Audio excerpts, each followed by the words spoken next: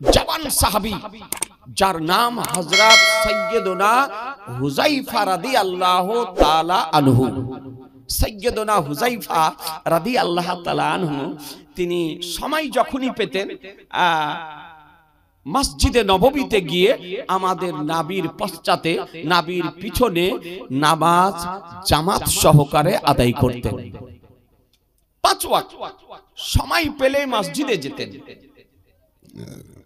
সাহাবাই কেরামগণ নামাজের গুরুত্ব বুঝতেন, নামাজের কি তাৎপর্য, নামাজের কি মূল্য তারা মূল্যায়ন করতে জানতেন, তারা নামাজের গুরুত্ব বুঝতেন। আমরা তো মনে করি নামাজ পড়লেও হয়, নামাজ না পড়লেও হয়। নামাজ পড়েও পাপ হয়, পাপ থেকে বাঁচা যায় না। কেমন? বিনা কারণে মসজিদে না গিয়ে একাকী বাড়িতে নামাজ পড়লেন। কথা বুঝতে পারলেন? নামাজ পড়ছেন আপনি 5 ওয়াক্ত, কোনো কারণ নেই, মসজিদ যেতে পারবেন, জামাতে অংশগ্রহণ করতে পারবেন, কিন্তু অলসতার কারণে মসজিদে জামাতে উপস্থিত না হয়ে একা একা বাড়িতে নামাজ পড়ছেন। তো এই নামাজ পড়ার পরও আপনার পাপ হবে, গুনাহ হবে। কেন? ইচ্ছাকৃত জামাত ত্যাগ করার কারণে। আপনি যে জামাত ত্যাগ করলেন, এই জামাত ত্যাগ করার কারণে আপনার গুনাহ হবে। তবুও সে ব্যক্তি হবে ফাসিকে মলিন। যদি শরঈ কারণ থাকে তবে মাপ আছে, আর যদি শরঈ কারণ না থাকে তবে আপনাকে মসজিদে গিয়ে জামাত সহকারে নামাজ আদায় করতে হবে। এই জন্য ফতোয়ার কিতাব, কিতাবটির নাম ফাতাওয়ায়ে শামী, 12 খণ্ডে বিভক্ত হানাফি মাযহাবের কিতাব। সেই কিতাবের মধ্যে ফতোয়া বর্ণিত হয়েছে আল জামাতু সুন্নাতুন মুআক্কাদাতুন লিররিজাল। জামাত সুন্নাতে মুআক্কাদা পুরুষদের জন্য, পুরুষদের জন্য জামাত সুন্নাতে মুআক্কাদা। হেদায়া নামক একটি মসলার কিতাব আছে, গুরুত্বপূর্ণ কিতাব, যে কিতাবটি প্রত্যেক হানাফি মাযহাব মান্যকারীদের মাদ্রাসায় পড়ানো হয়। মাদ্রাসা, ক্যালকাটা মাদ্রাসা বোর্ডেও গৃহীত কিতাব। সেই কিতাবের মধ্যে একটি মসলা বর্ণিত হয়েছে আল জামাতু সুন্নাতুন মুআক্কাদাতুন। জামাত হলো সুন্নাতে মুআক্কাদা। বাইনে সুতুর 2 লাইনের মিডিলে লেখা আছে কারিবুল ওয়াজিব, ওয়াজিবের কাছাকাছি। বিনা কারণে জামাত ত্যাগ করা যায় না। আপনাকে জামাতে অংশগ্রহণ করতে হবে, জামাতে নামাজ আদায় করতে হবে। তো এই জামাতের গুরুত্ব সাহাবায়ে কেরামগণ বুঝতেন। এ বেরাদার আল ইসলাম সাইয়্যিদুনা হুযায়ফা রাদিয়াল্লাহু তাআলা আনহু তিনি সময় যখনই পেতেন তিনি নবীর পশ্চাতে গিয়ে মসজিদে নববীতে নামাজ আদায় করতেন। হঠাৎ একদিন নিজ মায়ের নিকটে উপস্থিত হয়ে আরজ করেন, আবেদন করেন, নিবেদন করেন, বলে মা আজকে মাগরিব নামাজ মহানবীর পশ্চাতে পড়ার জন্য মসজিদে নববীতে যাব। তাই মা তোমার একটু অনুমতি চাই, তোমার ইজাজত চাই, তোমার পারমিশন চাই। মা বলতেছেন বেটা হুযায়ফা, আমি জানি, আমি দেখেছি, সময় হলে তুমি মসজিদে চলে যাও। আজ কানিসে বেকাসা সাইয়্যিদে কাউন মাকা বেকাসুকে কাস বেসাহরুকে সাহরা বেচারুকে চারা গরিবুকে হামি ইয়াতমিকে বলি শাফিউল মুজনাবিন রাহমাতুল লিল আলামিনের পশ্চাতে তুমি গিয়ে নামাজ আদায় করো।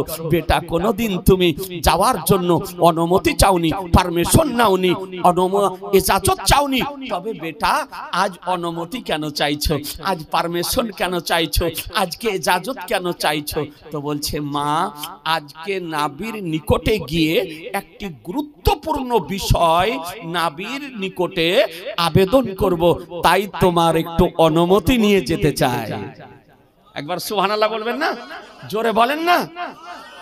হাদিস শরীফ থেকে, সাহাবীর কর্ম থেকে একটি বিষয় পরিষ্কারভাবে বোঝা গেল যে সাহাবীদের নিকটে মায়ের গুরুত্ব কতটা ছিল। নাকি বলছেন? একটা গুরুত্বপূর্ণ বিষয় নবীর নিকটে আবেদন করবেন, তার জন্য মায়ের অনুমতি নিয়ে যেতেছে। আমরা নিয়ে যাই, হ্যাঁ, জিজ্ঞাসা করি মাকে, পিতাকে না। সাহাবীদের নিকটে মায়ের গুরুত্ব। তো মা জিজ্ঞাসা করতেছেন, বেটা নাভির নিকটে গিয়ে তুমি কি জিজ্ঞাসা করবে, কি আবেদন করবে? তো বলছে, মা আজকে নাভির নিকটে গিয়ে মাগরিবের নামাজ আদায় করে আবেদন করব যে ইয়া রাসূলুল্লাহ, আল্লাহ তাআলা যেন আমাকেও ক্ষমা করে দেন আর আমার মাকেও যেন ক্ষমা করে দেন, আমিও যেন জান্নাতে যাই আর আমার মাও যেন জান্নাতে যায়। একটু জোরে। সাহাবীর আকীদা, এ সাহাবীর আকীদা জামা রাসূলুল্লাহ জান্নাতের গ্যারান্টি দিতে পারেন, জান্নাতের গ্যারান্টি দিতে পারেন। এই আজিজানে মুহতারাম, নবী আমার মুখতারে কায়নাত, জান্নাতের মালিক ও মুখতার আল্লাহ তাআলা করে দিয়েছেন। এটাই তো হলো সাহাবীদের আকীদা। আর সাহাবীদের যে আকীদা, সেই আকীদা হলো আহলুস সুন্নাত ওয়াল জামাত মান্যকারীদের আকীদা। সুন্নি জামাতের আকীদা কোন মন গড়া আকীদা নয়, তৈরিকৃত আকীদা নয়, আকীদা নয়, আবিষ্কৃত আকীদা নয়, ইসলামিক আকীদা নয়, শরীয়ত বিরোধী আকীদা নয়। সুন্নি জামাতের আকীদা কোরআন মোতাবেক, সুন্নি জামাতের আকীদা হাদিস মোতাবেক, সুন্নি জামাতের আকীদা ইসলামিক আকীদা, সুন্নি জামাতের আকীদা শরঈ আকীদা, সুন্নি জামাতের আকীদা সাহাবীদের যে আকীদা ছিল সেই আকীদা। আজিজানে মুহতারাম, সাহাবীর আকীদা হলো যে নবী আমার জান্নাতের গ্যারান্টি দিতে পারে। জান্নাতের হাকিকি মালিক আল্লাহ, প্রকৃত মালিক কে? আল্লাহ। আল্লাহ জান্নাত তৈরি করে আমাদের নবীকে আল্লাহ মালিক করে দিয়েছেন। এতে আপত্তি থাকতে পারে না। আল্লাহ প্রকৃত মালিক, হাকিকি মালিক আল্লাহ, আর আল্লাহ আমাদের নবীকে মালিক করে দিয়েছেন। এ বেরাদারান ইসলাম, আমার সরকারে আলা হযরত ইমাম ইশক ও মোহাব্বত, ইমাম আহলে সুন্নাত, শাইখুল ইসলাম আল মুসলিমিন, মুজিজাতুম মিন মুজিজাতির রাসূল, আয়াতুম মিন আয়াতিল্লাহ, ইমাম আহমদ রাজা আলাইহি রহমান রিদওয়ান একটি বই লিখেছেন। বইটির নাম আল আমন ওয়াল উলা। বইটি 3টি ভাষাতে লিখেছেন, আরবি, ফারসি, উর্দু। এই বইয়ের মধ্যে তিনি একটি হাদিস আনয়ন করেছেন, জামা রাসূলুল্লাহ সাল্লাল্লাহু তাআলা আলাইহি সাল্লাম 2 বার জান্নাতকে বিক্রি করেছেন। একটু জোরে। কয়বার? 2 বার জান্নাতকে বিক্রি করেছেন। হাদিস শরীফ নকল করেন, ইস্তারা উসমান ইবনে আফফান মির রাসূলিল্লাহ সাল্লাল্লাহু তাআলা আলাইহি ওয়াসাল্লাম জান্নাতা মাররাতাইনি। উসমান ইবনে আফফান আমার রাসূলুল্লাহ সাল্লাল্লাহু তাআলা আলাইহি সাল্লামের নিকট থেকে 2 বার জান্নাতকে ক্রয় করে নিয়েছেন, আর আমাদের নবী বিক্রি করেছেন। এটাই সুন্নি জামাতের আকীদা যে নবী আমার জান্নাতকে বিক্রি করতে পারে, নবী আমার জান্নাতের গ্যারান্টি দিতে পারেন, নবী আমার জান্নাতের সুসংবাদ দিতে পারেন। আহলুস সুন্নাত ওয়াল জামাতের আকীদা। মুসলমান আজকে বলতে চায়, মায়ের নিকটে আবেদন করতেছেন, মা আজকে নবীর দরবারে আবেদন করব। মা বললেন, বেটা যাও, তুমি নবীর দরবারে যাও। এ বেরাদারান ইসলাম, সাহাবী রাসূল সাইয়্যিদুনা হুযায়ফা রাদিয়াল্লাহু তাআলা আনহু মায়ের নিকট থেকে অনুমতি নিয়ে, ইজাজত নিয়ে, পারমিশন নিয়ে, হুকুম নিয়ে সোজা মসজিদে নববীতে আসলেন। মাগরিবের আজান হলো, মাগরিবের আজানের পর নবী আমার নামাজ পড়ালেন, নবীর পিছনে মাগরিবের নামাজ আদায় করলেন। মাগরিবের নামাজ আদায় করার পর, কমপ্লিট করার পর, সমাপ্ত করার পর সাহাবী মনে মনে চিন্তা করছেন যে আমার দয়ার নবী, মায়ার নবী যদি নামাজ সমাপ্ত করেন, নামাজ শেষ করেন, তবে নবীর দরবারে আবেদন করব যে ইয়া রাসূলুল্লাহ, আল্লাহ তাআলা যেন আমাকেও ক্ষমা করে দেন আর আমার মাকেও ক্ষমা করে দেন, আমিও যেন জান্নাতে যাই, আমার মাও যেন জান্নাতে যায়। তিনি ভাবছেন মনে মনে যে নবীর নামাজ শেষ হলে আবেদন করব। কিন্তু সাহাবী বলেন, মাগরিবের নামাজ পড়ার পর আমার দয়ার নবী নামাজ পড়তে লাগলেন। এত নামাজ পড়লেন, এত নামাজ পড়লেন যে নামাজ পড়তে পড়তে এশার সময় হয়ে গেল। একটি কথা বলুন, যদি নবী হয়ে এত নামাজ পড়েন তো আপনাদের আমাদেরকে পড়তে হবে না, হবে না? হ্যাঁ, নামাজ পড়তে হবে না? জি, নামাজ পড়তে হবে। আহা, নবী আমার মাগরিব থেকে নিয়ে এশার নামাজ পর্যন্ত নামাজ পড়েই চলেছে, নামাজ পড়ছে। এশার সময় হয়ে গেল, মুয়াজ্জিন আযান দিলেন, মুসাল্লায় দাঁড়ালেন, এশার নামাজ পড়ালেন। সাহাবী রাসূল সাইয়্যিদুনা হুযায়ফা রাদিয়াল্লাহু তাআলা আনহু আমার নবীর পশ্চাতে এশার নামাজও আদায় করলেন। এই মা বোনেরা ভালো করে শুনেন, মা বোনেরা মনে করে যে ওয়াজ নসিহত যা হয় সব পুরুষদের জন্য, আর নাত গজাল যা হয় সব মনে করে যে আমাদের জন্য। না, ওয়াজ নসিহত পুরুষ নারী সকলের জন্য একই রকম, নাকি বলছেন? হ্যাঁ, তো মা বোনেরা একটু ওয়াজ নসিহত কম বোঝে, ওনারা একটু নাত গজাল শরীফ এগুলো একটু বেশি বোঝে, শুনতে ভালো লাগে। এশার নামাজ শেষ হলো, এশার নামাজ শেষ করে আমার মহানবী সাল্লাল্লাহু তাআলা আলাইহি সাল্লাম মসজিদে নববী থেকে বেরিয়ে সোজা বাড়ির দিকে রওনা হয়েছেন। তো সাহাবী রাসূল সাইয়্যিদুনা হুযায়ফা রাদিয়াল্লাহু তাআলা আনহু তিনি নবীকে না ডেকে নবীর পিছনে পিছনে ধীর গতিতে চলতেছেন, পায়ের যেন আওয়াজ না হয়, শব্দ যেন না হয়, ধীর গতিতে চলতেছেন। নবী আমার আগে আগে চলছেন, সাহাবী পিছনে। একটু যাওয়ার পর চলে যাচ্ছে, একটু দোয়া টোয়া করে যাও না। ও এসো, এই দোয়া করবো এখনই। এ বাবুর বিরাট আশা যে হুজুর এসে একটু দোয়া করে দিয়ে যান। তো দোয়া করবে, তো তাই একটু দু চারটা কথা আপনাদেরকে শোনাই। ব্রাদারান ইসলাম, নবী আগে চলছেন, সাহাবী পিছনে। আপনাদের আমাদের মতো মানুষ হলে বলতো ইয়া রাসূলুল্লাহ দাঁড়ান একটি কথা বলবো, নাকি?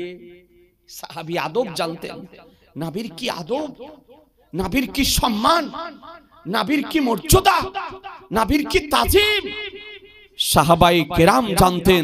এ বেরাদার ইসলাম, শরীয়তের বিধান বলে যে নবীর বাড়ির আদব শিক্ষা খোদা দিয়েছেন, যে নবীর তাজিম করতে খোদা বলেছেন, যে নবীর সম্মান করতে খোদা বলেছেন, যে নবীর ইজ্জত করতে খোদা বলেছেন, যে নবীর মহত্ব বর্ণনা করতে খোদা বলেছেন। মুসলমান রব্বুল আলামিন বলেন কোরআন শরীফের মধ্যে, সূরা ফাতা উঠিয়ে দেখুন, লে তুমিনু বিল্লাহি ওয়া রাসূলিহি ওয়া তুআযিরুহু ওয়া তুআক্কিরুহু ওয়া তুসাব্বিহুহু বুকরাতাম ওয়াসিলা।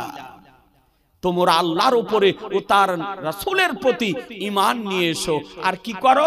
তার তাজিম করো, সম্মান প্রদর্শন করো এবং মাহাত্ম্য বর্ণনা করো, এবং সন্ধ্যা সকাল তাসবিহ তাহলিল করো। এ বেরাদার আল ইসলাম, প্রথমে ঈমানের কথা, তারপরে নবীর সম্মানের কথা, তারপরে হলো ইবাদতের কথা। এই আয়াত থেকে বোঝা যায় ইবাদত প্রথমে না নবীর সম্মান প্রথমে? নবীর সম্মান প্রথমে আগে, পরে হলো ইবাদত। যে ইবাদতে নবীর সম্মান নেই, নবীর মহব্বত নেই, ও ইবাদত নেই। নামাজ যদি পড়েন নবীর মহব্বতে পড়েন, রোজা যদি রাখেন নবীর মহব্বতে রাখেন, যাকাত যদি দেন নবীর মহব্বতে দেন, হজ যদি করেন নবীর মহব্বতে করেন, রুকু যদি করেন নবীর মহব্বতে করেন, সাজদা যদি করেন নবীর মহব্বতে করেন, ইবাদত যদি করেন নবীর মহব্বতে করেন, রিয়াদাত যদি করেন নবীর মহব্বতে করেন, কসম খোদার ওই ইবাদত খোদার দরবারে কবুল হবে, খোদার দরবারে আর কবুল হবে। আর যে ইবাদতে নবীর শরণ নাই, নবীর মহব্বত নাই, এ বেরাদার আল ইসলাম ইবাদতে গণ্য হবে না। এই জন্য তো বেরাদার আল ইসলাম আপনাদেরকে বলতে চাই, একটি কিতাব মার্কেটে পাওয়া যায়, কিতাবটির নাম হলো সিরাতে মুস্তাকিম। কিতাবটির লেখক ইসমাইল দেহলভী। ই পাগল জানে না, সাধারণ মানুষ জানে না।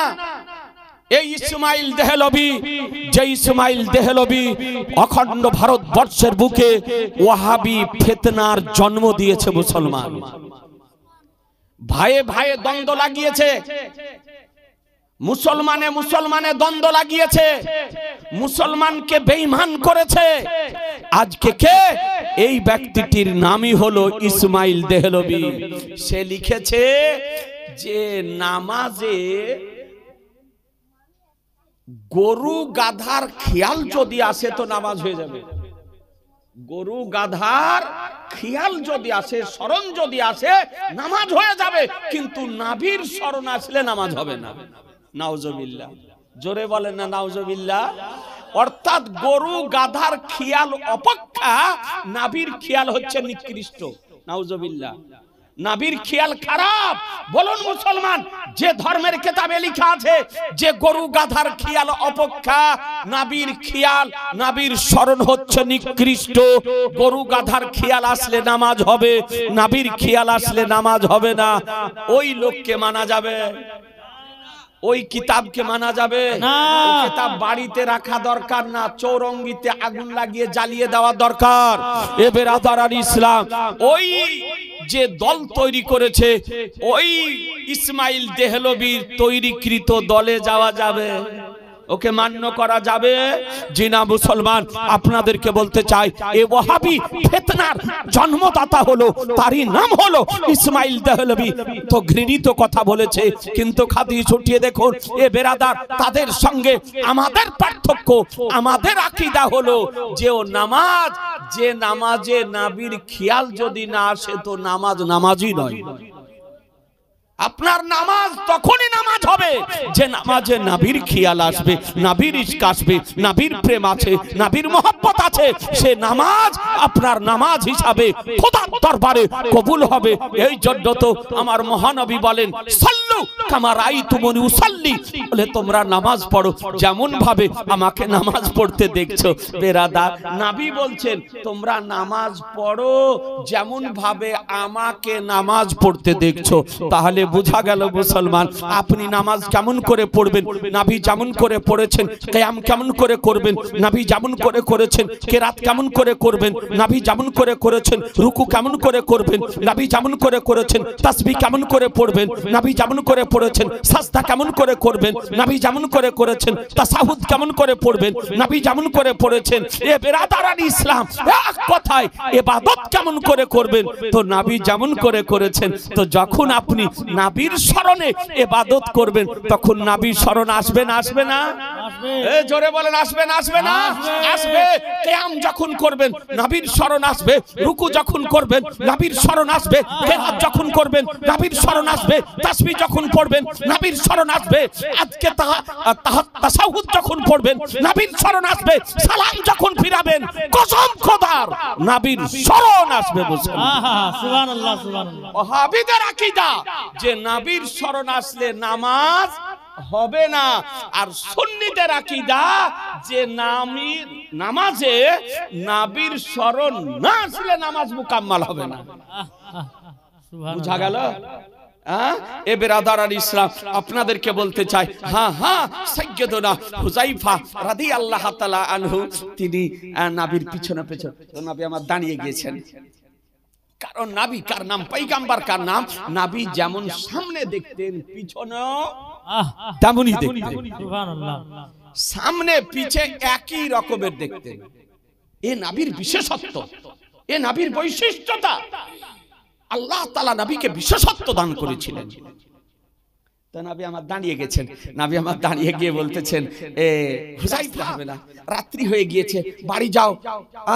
সেই সন্ধ্যাতে এসেছো, অপেক্ষা করতেছো, বাড়ি যাও, আর আসতে হবে না। তবে শোনো, আল্লাহ তাআলা তোমাকেও ক্ষমা করে দিয়েছেন, তোমার মাকেও ক্ষমা করে দিয়েছেন, তুমিও জান্নাতি, তোমার মাও জান্নাতি।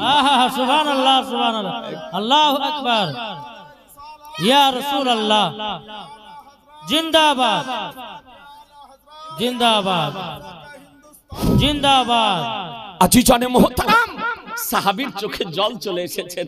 নবী কার নাম, পয়গম্বর কার নাম, রাসূল কার নাম, যে নবীর দরবারে মনের আবেগ, মনের কথা, মনের গোপন বিষয় ওপেন করার দরকার হয় না, প্রকাশ করার দরকার হয় না, ব্যক্ত করার দরকার হয় না। যা মেশিনে আসে না তা আমার দয়ার নবী বুঝতে পারেন।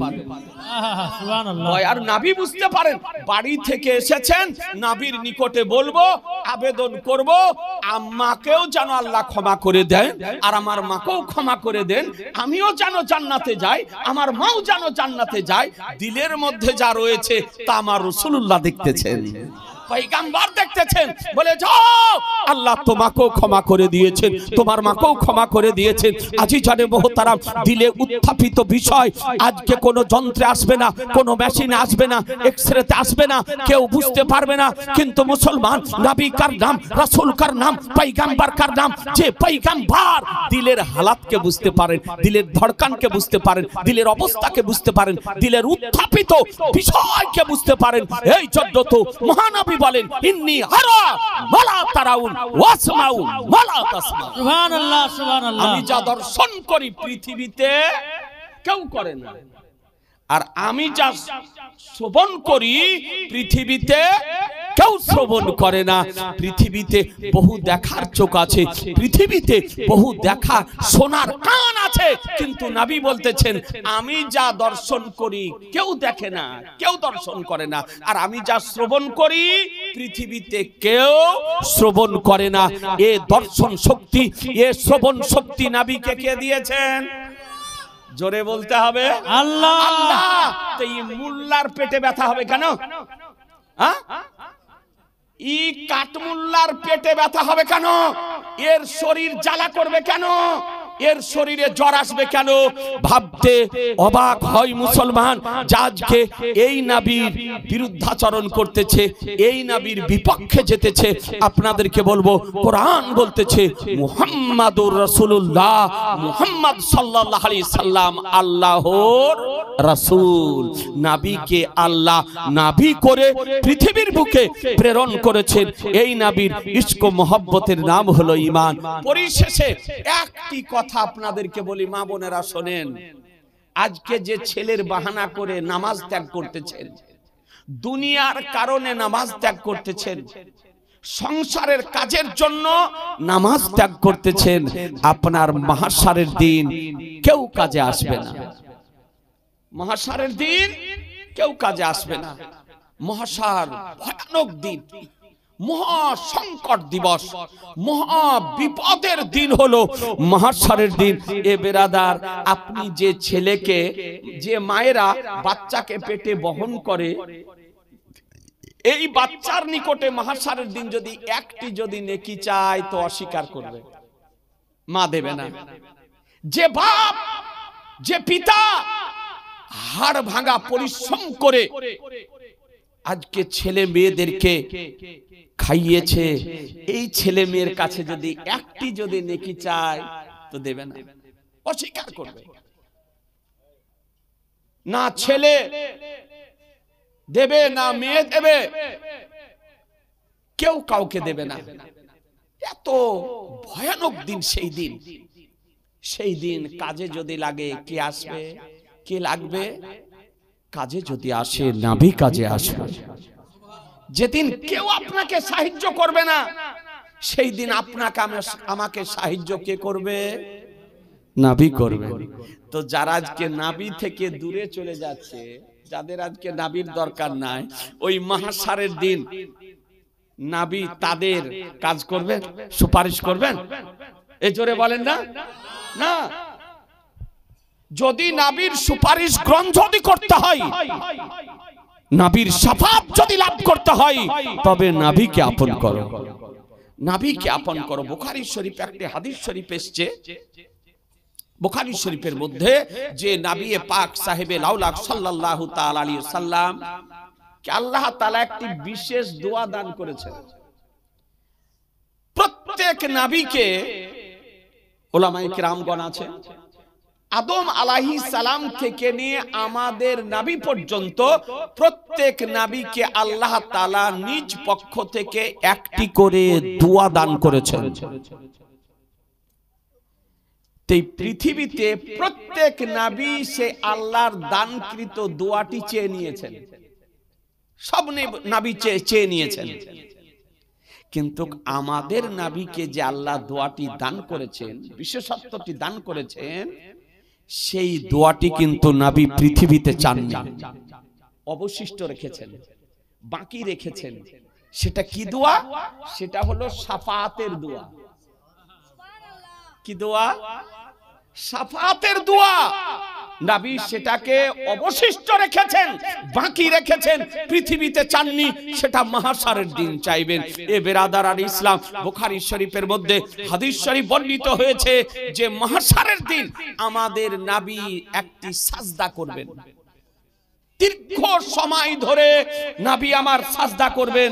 এই আজিজানে মুহতারাম, আপনাদেরকে বলতে চাই, এত দীর্ঘ সময় ধরে সাজদা করবেন যে শেষ পর্যন্ত মহান রব্বুল আলামিন বলবেন, ইরফা রাসাকা ইয়া মুহাম্মাদ, বলে হে হাবিব, এ আমার প্রিয় হাবিব, আপনার মস্তক উঠান, আপনার সার উঠান, মস্তক উঠান। সাল তোতা, আপনি চান আপনাকে দেওয়া হবে। ইসফা তুসাফা, আপনি সুপারিশ করুন, আপনার সুপারিশ কবুল করা হবে। এই আজিজানে মুহতারাম, সেই দিন আমার শাহনশাহে জিবেকার মাদানিকে তাজদার রাহমাতুল লিল আলামিন পয়গম্বর মস্তক উঠাবেন এবং নিজ উম্মতের জন্য আল্লাহর দরবারে সুপারিশ করবেন। আর নবীর সুপারিশে যত ঈমানদার ব্যক্তি জাহান্নামে থাকবে, আল্লাহ তাআলা নবীর সুপারিশে ওই জাহান্নামী ব্যক্তিদের জান্নাত দান করবেন। মুসলমান, তাহলে নবীকে আপনার আপন না পর? এই জোরে বলেন, নবীর চেয়ে আপন আর কেউ আছে না। সব থেকে আপনার আমার আপন হলো নবী। এই নবীকে যদি আপন করে কবরে যদি যেতে পারেন, ইহ জগত মঙ্গল হবে, পর জগত মঙ্গল হবে। এ বেরাদার, আজকে নবীর মহব্বত, আহা, যে নবীর মহব্বতে গাছ কান্না করেছে, যে নবীর মহব্বতে পাথর কান্না করেছে, সেই নবীর আজকে বিরোধিতা করতেছে দু পায়া ব্যক্তি। এই নবীর বিরোধিতা করতেছে। উঠিয়ে দেখুন বুখারী শরীফ, নবীর ভালোবাসার রেজাল্ট কি? নবীকে ভালো যদি বাসতে পারেন তার ফলাফল কি? নবীকে যদি ভালোবাসতে পারেন তার পরিণাম কি? বুখারী শরীফ উঠিয়ে দেখুন, হাদিস শরীফে এসেছে, এ বেরাদার আল ইসলাম, যে আমার দয়ার নবী সাল্লাল্লাহু তাআলা আলাইহি সাল্লাম মক্কা শরীফ থেকে হিজরত করে মদিনা শরীফ গেলেন। মদিনা শরীফে গিয়ে সর্বপ্রথম যে মসজিদ নির্মাণ করেছিলেন, এই মসজিদের নাম হলো মসজিদে নববী। খেজুরের পাতার ছাউনি উপরে, চারিদিকে আপনার খেজুরের পাতার টাহানির আপনার বেড়া, 100 হাত লম্বা, 100 হাত চওড়া দিয়ে মসজিদটি নির্মাণ করেছিলেন আমার রাসূলুল্লাহ সাল্লাল্লাহু তাআলা আলাইহি সাল্লাম। আর সেই মসজিদে মিম্বার ছিল না। মিম্বার কোনটাকে বলে জানেন? হ্যাঁ, যার উপরে ইমাম আমাদের দণ্ডায়মান হয়, দাঁড়ায়, সেটাকে বলা হয় মিম্বার। তো এই মিম্বার তখন মসজিদে ছিল না। নবী আমার কি করতেন? শুক্রবারের দিন ওই মসজিদের ভিতরে মেহরাব, যেখানে নামাজের জন্য ইমাম দণ্ডায়মান হয়, ওটাকে মেহরাব বলে। ওই মেহরাবে একটি শুকনো মস্তকহীন খেজুরের গাছ ছিল, শুকিয়ে গিয়েছে, তার মাথা ভেঙে গিয়েছে, মস্তক নাই, মাথা নেই। এইরকম একটা শুকনো খেজুরের গাছ, মস্তকহীন খেজুরের গাছ ওই মসজিদের মধ্যে আপনার পড়েছিল। মসজিদের যে আপনার বেড়া ছিল, সেই বেড়ার মধ্যে। তো শুক্রবারের দিন আমার দয়ার নবী, মায়ার নবী, ওই গাছটাতে একটু হেলানা দিয়ে তিনি খুতবা পাঠ করতেন। ওই গাছটাতে, ওই গাছে একটু হেলানা দিয়ে নবী আমার খুতবা পাঠ করতেন শুক্রবারের দিন। তো মদিনা শরীফের হাকিমুল উম্মাত মুফতি আহমদিয়ার খাঁ আলাইহি রহমা রিদওয়ান তিনি লিখতেছেন যে মদিনা শরীফের একজন আনসারী মহিলা, আনসার গোত্রের একজন মহিলা সর্বপ্রথম কাঠের একটি 3 সিঁড়ির মেম্বার তৈরি করে আমার রাসূলুল্লাহকে উপহার দিয়ে পাঠালেন মসজিদে নববীতে রাখার জন্য। যে ইয়া রাসূলুল্লাহ শুক্রবারের দিন এই মিম্বারের উপরে দাঁড়িয়ে আপনি খুতবাটা পাঠ করবেন। এ বেরাদার, মসজিদে নিয়ে আসা হয়েছে, ওই কাঠের মিম্বারের উপরে আমার দয়ার নবী মায়ার নবী দাঁড়িয়ে খুতবা দিতে আরম্ভ করেছেন। যখন খুতবা দিতে আরম্ভ করেছেন তখন ওই মস্তকহীন শুকনো খেজুরের গাছ কান্না করতে আরম্ভ করেছে। একটু ভেবে দেখবেন মুসলমান, একটু চিন্তা করে দেখবেন, মাহারা বাচ্চার মতন, পিতাহারা বাচ্চার মতন কান্না করতে আরম্ভ করেছে।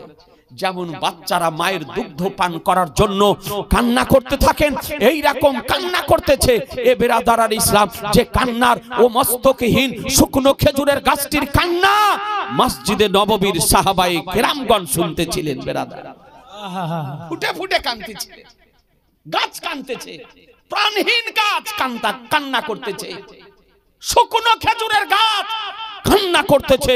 এ বেরাদার, সঙ্গে সঙ্গে আমার রাসূলুল্লাহ খুতবাকে স্টপ করে দিলেন, বন্ধ করে দিলেন।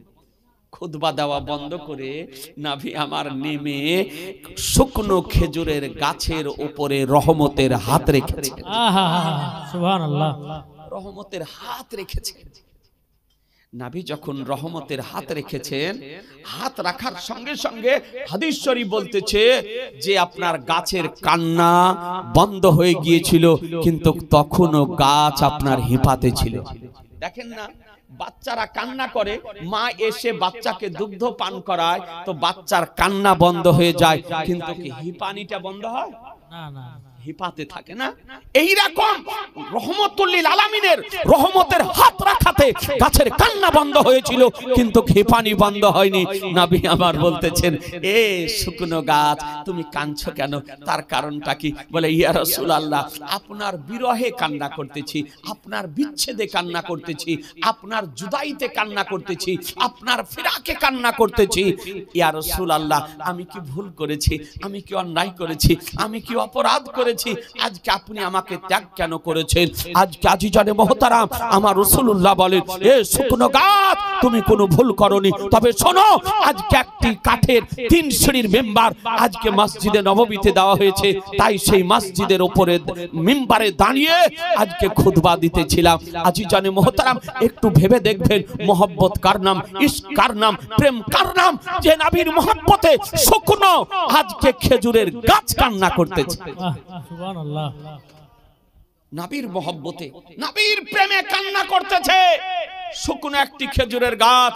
আমার দয়ার নবী বলেন, এ উস্তুনে হান্নানা, ওর নামটা আমার নবী দিয়েছেন উস্তুনে হান্নানা। কি নাম বললাম? নামটা তো মনে রাখেন। সারা পৃথিবীর মধ্যে একটি মাত্র গাছ জান্নাতে যাবে, সেই গাছটি হলো খেজুরের গাছ। কোন দেশের? মদিনা শরীফে। গাছটির নাম কি? খেজুরের গাছ। ওর নামটা কি? উস্তুনে হান্নানা। কি কারণে যাবে? নবীর মোহব্বতের কারণে জান্নাতে যাবে, নবীর ইশকের কারণে জান্নাতে যাবে, নবীর ভালোবাসার কারণে জান্নাতে যাবে। তো আমার দয়ার নবী বলেন, তুমি কান্না করো না, কান্না করো না। তুমি কি চাও? তুমি যদি চাও তো তুমি জীবিত হয়ে খেজুর দিবে, কিয়ামত পর্যন্ত তুমি বেঁচে থাকবে, তোমার খেজুর পৃথিবীবাসী খাবে। আর তুমি যদি চাও জান্নাতে গিয়ে জান্নাতীদেরকে খেজুর খাওয়াবে। কি চাও? তো বলছে, ইয়া রাসূলুল্লাহ, আমি পৃথিবীতে কিয়ামত পর্যন্ত বেঁচে থেকে পৃথিবীবাসীকে খেজুর খাওয়াতে চাই না, আপনার সঙ্গী হয়ে আপনার জান্নাতে গিয়ে জান্নাতীদেরকে খেজুর খাওয়াতে চাই। তো আমার আল্লাহু আকবার, ইয়া রাসূলুল্লাহ, জিন্দাবাদ জিন্দাবাদ। মুসলমান, তামার নবী বলেন, বলে যাও এ উস্তুনে হান্নানা, তুমি জান্নাতে যাবে, আর জান্নাতে গিয়ে জান্নাতীদেরকে খেজুর খাওয়াবে। হাদিস শরীফে এসেছে, এই গাছটি কেবলমাত্র জান্নাতে যাবে, যত রকমের ফুল ফল কাঠের গাছ আছে সারা পৃথিবীতে, তার মধ্যে একটি গাছ জান্নাতে যাবে। মনে থাকবে সে গাছটি কিসের গাছ? সে গাছটি কিসের গাছ? খেজুরের গাছ। ওর নাম কি? উস্তুনে হান্নানা। নবীর মোহব্বতের কারণে জান্নাতে যাবে। বলুন মুসলমান, যদি আজকে একটি প্রাণহীন শুকনো খেজুরের গাছ নবীর সঙ্গে মোহব্বত স্থাপন করার কারণে জান্নাতে যদি যায়, তা আমরা মানব হওয়ার পর যদি রাসূলুল্লাহর মোহব্বত নিয়ে কবরে যদি যেতে পারি, আল্লাহ আমাদেরকে জান্নাত দিবেন না দেবেন না? দিবেন। জোরে বলেন দিবেন। এ বেরাদার, তো জান্নাতে যদি যেতে চান তো নবীর মোহব্বত নিয়ে কবরে যান। নবীর মোহব্বত নিয়ে কবরে যান। কিছু মানুষ আছে এইরকম কিছু আনাড়ি আনাংলা, নবীর কথা শুনতে ভালো লাগে না ওদের, নবীর আলোচনা শুনতে ভালো লাগে না, নবীর প্রেমের কথা শুনতে ভালো লাগে না, নবীর মোহব্বতের কথা শুনতে ভালো লাগে না, নবীর ইশকের কথা শুনতে ওদেরকে আপনার ভালো লাগে না। তার মানে ওর ঈমানে ক্যান্সার হয়েছে, ওর ঈমানে ক্যান্সার হয়েছে। এই জন্য নবীর কথা শুনতে ওকে ভালো লাগে না। আজিজানে মোহতারাম, নবীর আলোচনা শুনতে ভালো লাগে না। আপনাদেরকে বলবো, এ নবী পাক সাহেবে লাউলাকের সঙ্গে মোহব্বত কেমন করেছিলেন হযরত বিলাল রাদিয়াল্লাহু তাআলা আনহু। কিতাব উঠিয়ে দেখুন এ বেরাদারান ইসলাম, যে নবীর মোহব্বতের কারণে বিলাল আজকে জান্নাতি হিসাবে, আজকে নবীর প্রেমিক হিসাবে পৃথিবীতে খ্যাতি লাভ করেছেন মুসলমান। আজিজানে মোহতারাম, আপনাদেরকে বলতে চাই, হ্যাঁ, যে নবীর মোহব্বতে আবু বকর সিদ্দিক রাদিয়াল্লাহু তাআলা আনহু সোর গর্তে নিজের প্রাণকে নবীর মোহব্বতে উৎসর্গ করে দিয়েছিলেন। যে নবীর মোহব্বতে আজিজানে মোহতারাম আলিয়ে মুর্তজা, শেরে খোদা, মুশকিলে কুশা, ফতেহে খাইবার, সাহেবে জুলফিকার আজকে আসরের মতন গুরুত্বপূর্ণ নামাজকে নবীর মোহব্বতে উৎসর্গ করে দিয়েছিলেন, কাজা করে দিয়েছিলেন মুসলমান। আপনাদেরকে বলতে চাই, যে নবীর মোহব্বতে সাহাবায়ে কেরামগণ যুদ্ধের ময়দানে গিয়ে নিজের প্রাণ দিয়ে দিয়েছেন। আজিজানে মোহতারাম, ওই নবীর মোহব্বত নিয়ে যদি কবরে যেতে পারেন, ইনশাআল্লাহ আপনি জান্নাতে যাবেন। আপনাদেরকে অনুরোধ করব, কোরআন বলতেছে মুহাম্মাদুর রাসূলুল্লাহ, মুহাম্মদ সাল্লাল্লাহু আলাইহি সাল্লাম আল্লাহর রাসূল। এই নবীকে আপন করতে শিখুন। এই নবীর কে আপন করে যদি নবীর মোহব্বতের অন্তরকে শহর যদি বানিয়ে নিতে পারেন, তবে ইহ জগত মঙ্গল হবে, পর জগত মঙ্গল হবে। যদি নবীর মোহব্বত আপনার অন্তরে থাকে, নবীর প্রেমিক তারা মরেও মরে না, তারা মরেও মরে না, তারা মরেও জিন্দা। যারা নবীর প্রেমিক, নবীর আশিক, নবীর দেওয়ানা, তারা মরেও আপনার জিন্দা।